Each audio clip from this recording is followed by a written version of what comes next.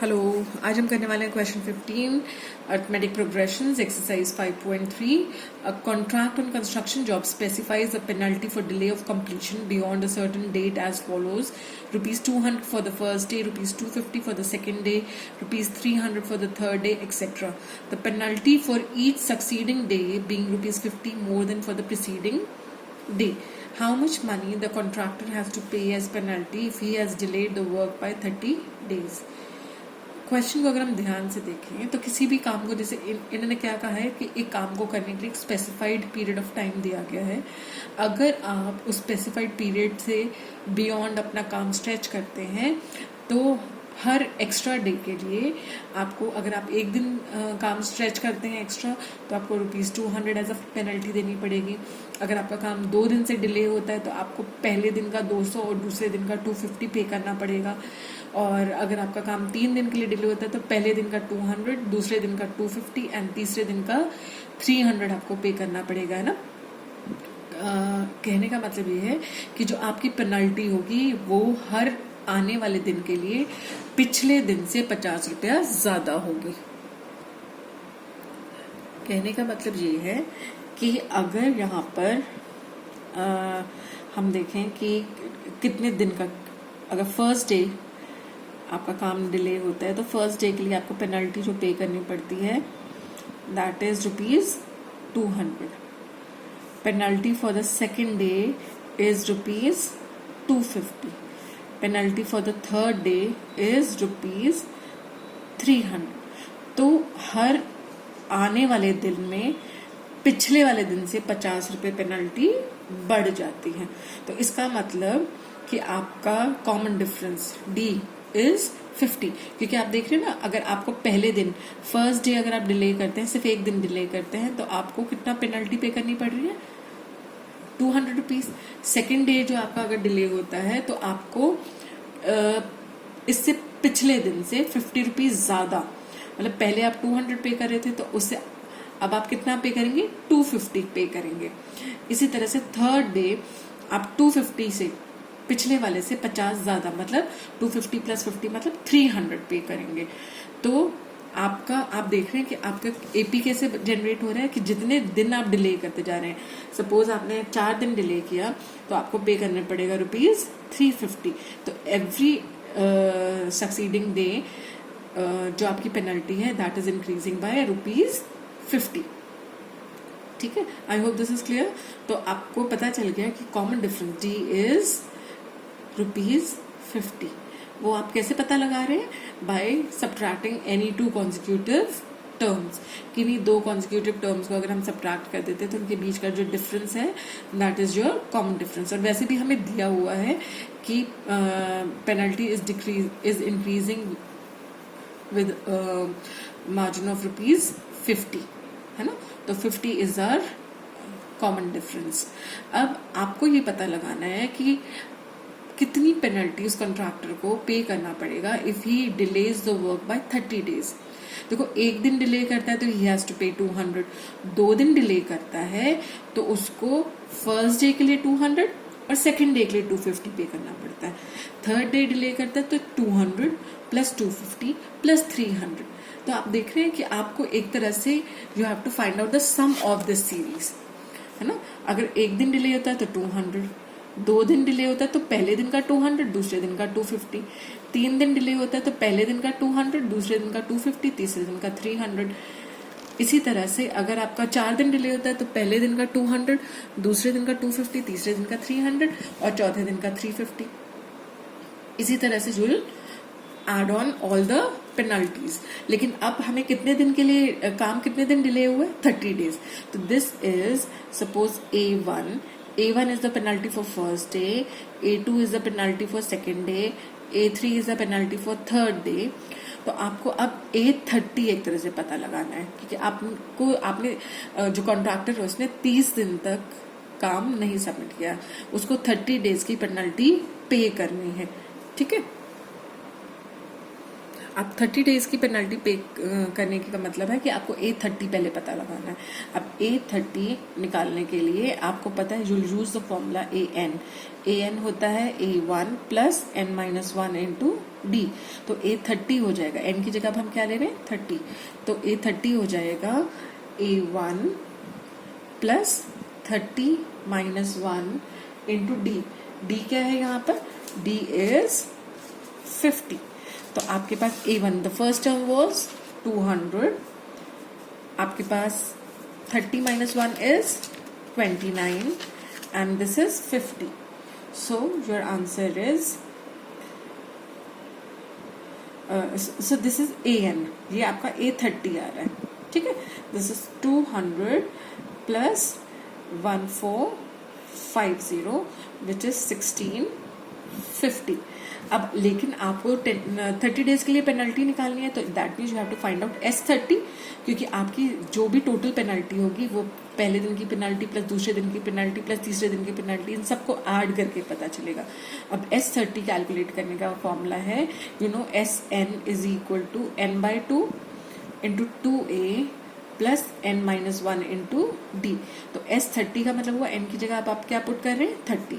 So this is equal to 30/2 2A, या आप यहाँ पे ये फॉर्मूला भी लगा सकते हैं A1 प्लस L या AN आप कह सकते हैं। A1 is the first term and AN is the last term. यहाँ पे AN लास्ट टर्म आपकी क्या हो जाएगी A30। So this is 30/2, A1 is 200 and A30 is 1650। A30 हमने निकाला था अभी, so this is equal to 15 into 1850 which is rupees 27750। तो अगर कॉन्ट्रैक्टर 30 डेज तक काम नहीं सबमिट करता तो उसको 30 डेज डिले करने के लिए टोटल 27,750 रुपीज की पेनल्टी पे करनी पड़ेगी। I hope this is clear. Now the 16th question. 16th question is a sum of rupees 700 is to be used to give 7 cash prizes to students of a school for their overall academic performance. If each prize is rupees 20 less than its preceding prize, find the value of each of the prizes. तो एक school में 7 cash prices बच्चों को बांटने हैं उनकी overall academic performance को ध्यान में रखकर। ये जो 700 रुपीज हैं आपने इससे कितने प्राइजेस देने, 7 प्राइजेस देने। और आपको एक चीज का ये ख्याल रखना है कि हर प्राइज अपने प्रीसीडिंग प्राइस से 20 रुपीज कम हो। तो मतलब अगर आप suppose if you are taking the first prize as A1, तो आपका A2 क्या होगा, A2 होगा A1 में से 20 कम, है ना। A3 क्या होगा, A2 में से 20 कम, यही बोला है ना। If each prize is rupees 20 less than its preceding price, कि हर प्राइस अपने पिछले प्राइस से 20 रुपीज कम होगा, है ना।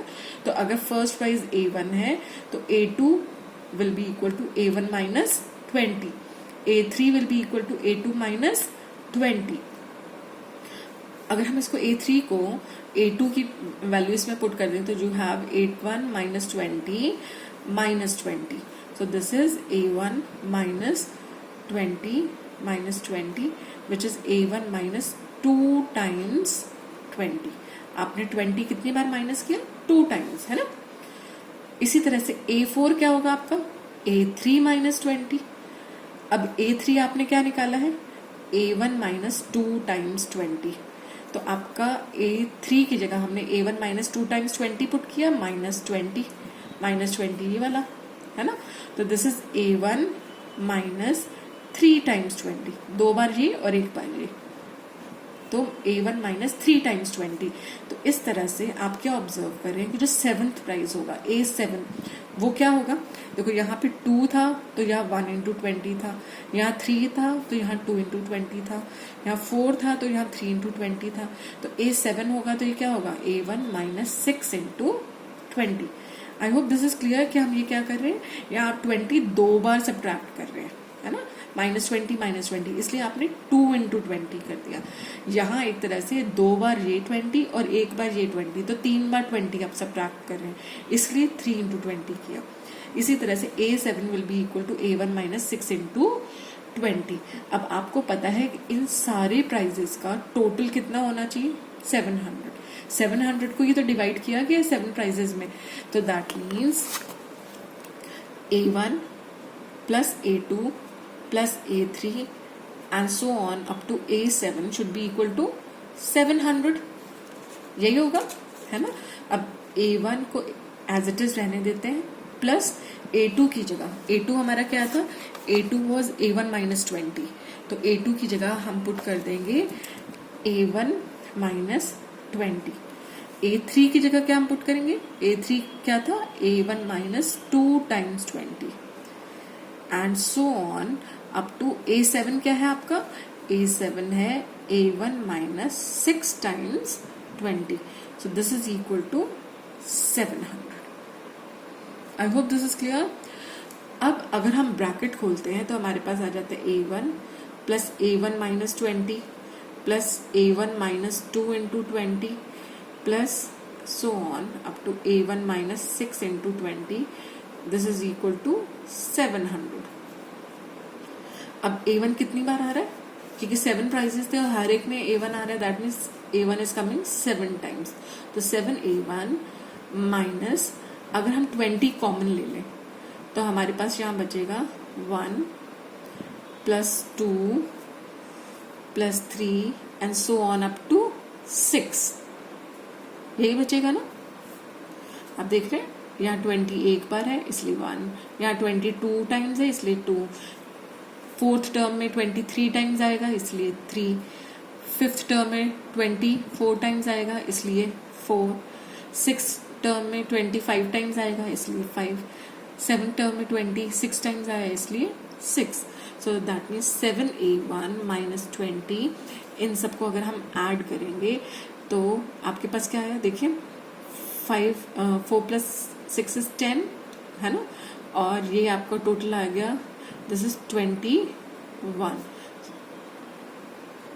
तो आपके पास आया 7A1 इज इक्वल टू 700, ये माइनस इधर आकर क्या हो गया plus, 20 into 21, so this is equal to 700 plus 420। तो 7A1 इज इक्वल टू, अगर आप इसको ऐड करते हैं तो you get 1120, that means A1 is equal to 1120 upon 7, so this is, तो A1 जो फर्स्ट प्राइस शुड बी 160, तो A1 इज ₹160। तो A2 क्या होगा, A2 क्या था, A1 - 20, that means ₹160 - 20, that is equal to ₹140। A3 क्या होगा, A3 था A1 - 2 into 20, that means ₹160 - 2 into 20 is 40, तो ₹120। A4 क्या होगा, A1 - 3 into 20, so that means 160 minus 60, that is ₹100। A5 क्या होगा, A1 - 4 into 20, that is ₹160 minus 80, which is ₹80। A6 होगा A1 - 5 into 20, that is equal to ₹160 minus 100, which is ₹60, and the last and final award A7 will be equal to A1 - 6 into 20, which is ₹160 minus 120, that is ₹40। तो आपने देखा कि आपके 7 prices क्या क्या है, 160, 140, 120, 100, 80, 60 and 40, and each price is differing by each price differs by 20, 60 और 140 20, 140 and 120 का डिफरेंस 20, 120 and 100 का difference 20। I hope this is clear to you. Thank you.